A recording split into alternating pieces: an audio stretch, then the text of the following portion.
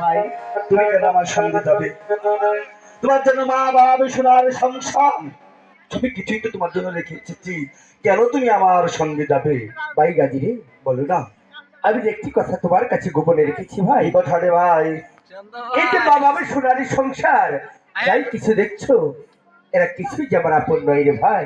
তাহলে এই পৃথিবীতে তুমি একমাত্র আমার আপনজন, আমার করিকার ভাই, তাই তো তোমার সঙ্গের সঙ্গী হয়ে আমি তোমার সদাই যদি হয়ে থাকি রে ভাই।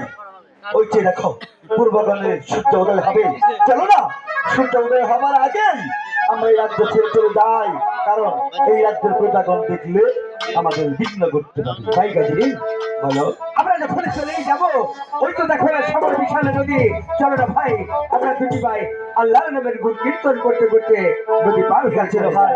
তাই চলো যাই। খারাপ লাগতেছে? খারাপ লাগারই কথা, অনেক রাত হয়েছে, খারাপ লাগবেই।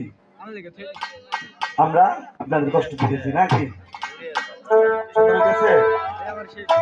তাহলে আপনারা ধৈর্য সহকারে শুনেন, আমরা গাইতে পারবো, সমস্যা নেই, আমরা গাইবো।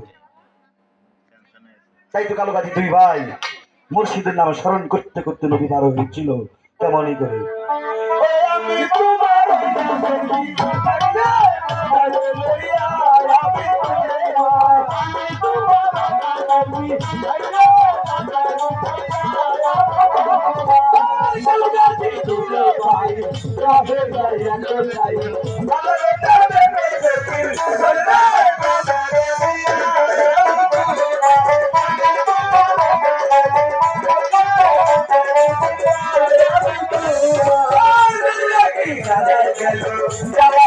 সবাই হইল